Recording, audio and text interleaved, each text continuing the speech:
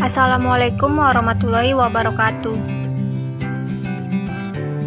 Perkenalkan, nama saya Putri Anissa Silalahi, NPM 1913140007 dari Prodi PPKN. Peran pemerintah dalam bidang ekonomi. A. Peran dan fungsi pemerintah di bidang ekonomi. Dalam upaya peningkatan kehidupan ekonomi individu dan anggota masyarakat, tidak hanya tergantung pada peranan pasar melalui sektor swasta. Peran pemerintah dan mekanisme pasar atau interaksi permintaan dan penawaran pasar merupakan hal yang bersifat komplementer atau bukan substitusi dengan pelaku ekonomi lainnya.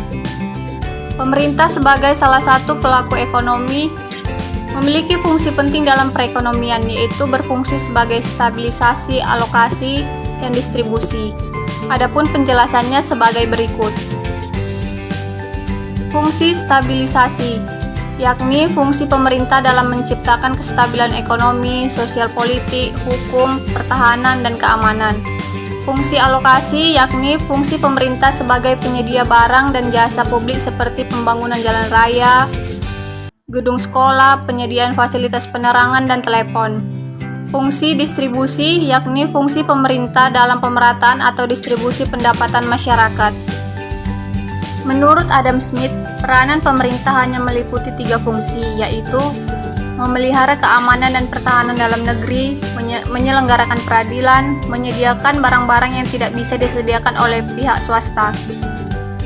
Perlunya peran dan fungsi pemerintah dalam perekonomian, yaitu 1. Membangun ekonomi di banyak negara, umumnya terjadi akibat intervensi pemerintah baik secara langsung maupun tidak langsung. Intervensi pemerintah diperlukan dalam perekonomian untuk mengurangi dari kegagalan pasar, seperti kekakuan harga monopoli dan dampak negatif dari kegiatan usaha swasta, contohnya pencemaran lingkungan. 2. Mekanisme pasar tidak dapat berfungsi tanpa keberadaan aturan yang dibuat oleh pemerintah.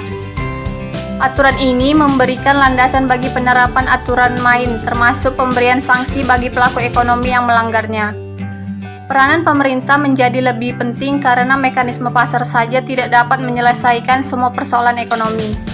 Untuk menjamin efisiensi, pemerataan, dan stabilitas ekonomi, peran dan fungsi pemerintah mutlak diperlukan dalam perekonomian sebagai pengendali mekanisme pasar. Seperti yang telah disebutkan sebelumnya, negara atau pemerintah memiliki fungsi yang sangat penting dalam kehidupan ekonomi, terutama yang berkaitan dengan penyediaan barang dan jasa. Barang dan jasa tersebut sangat diperlukan masyarakat dan disebut sebagai kebutuhan publik. Kebutuhan publik meliputi 2 macam barang, yaitu barang dan jasa publik dan barang dan jasa privat. Adapun penjelasannya sebagai berikut. Barang dan jasa publik adalah barang dan jasa yang pemanfaatannya dapat dinikmati bersama. Contohnya yaitu jalan raya, fasilitas kesehatan, pendidikan, transportasi, air minum, dan penerangan. Barang dan jasa privat adalah barang dan jasa yang diproduksi dan penggunaannya dapat dipisah dari penggunaan oleh orang lain.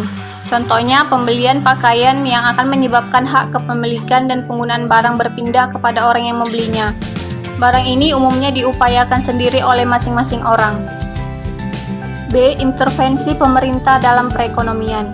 Berikut adalah intervensi pemerintah secara langsung dan tidak langsung dalam penentuan harga pasar untuk melindungi konsumen dan produsen melalui kebijakan penetapan harga minimum atau floor price dan kebijakan penetapan harga maksimum atau selling price. 1. Intervensi pemerintah secara langsung. Yang pertama, penetapan harga minimum dilakukan oleh pemerintah bertujuan untuk melindungi produsen, terutama untuk produk dasar pertanian.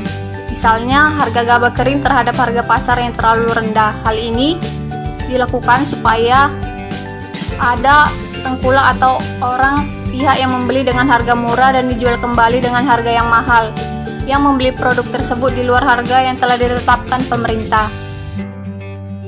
Yang kedua, penetapan harga maksimum dilakukan pemerintah bertujuan untuk melindungi konsumen.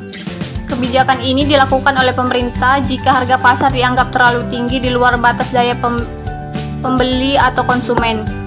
Penjual tidak diperbolehkan menetapkan harga di atas harga maksimum tersebut. Contoh penetapan harga maksimum di Indonesia antara lain harga obat-obatan di apotik, harga BBM, dan tarif angkutan atau transportasi seperti tiket bus kota, tarif kereta api, dan tarif taksi per kilometer. 2. Intervensi pemerintah secara tidak langsung, yaitu penetapan pajak. Kebijakan penetapan pajak dilakukan oleh pemerintah dengan cara mengenakan pajak yang berbeda-beda untuk berbagai komoditas. Misalnya untuk melindungi produsen dalam negeri, pemerintah dapat meningkatkan tarif pajak yang tinggi untuk barang impor. Hal tersebut menyebabkan konsumen membeli produk dalam negeri dengan harga yang relatif lebih murah. Adapun proses penetapan pajak dapat dilihat, yaitu pemberian subsidi. Pemerintah dapat melakukan intervensi atau campur tangan dalam pembentukan harga pasar, yaitu melalui pemberian subsidi. Subsidi biasanya diberikan pemerintah kepada perusahaan-perusahaan penghasil barang kebutuhan pokok.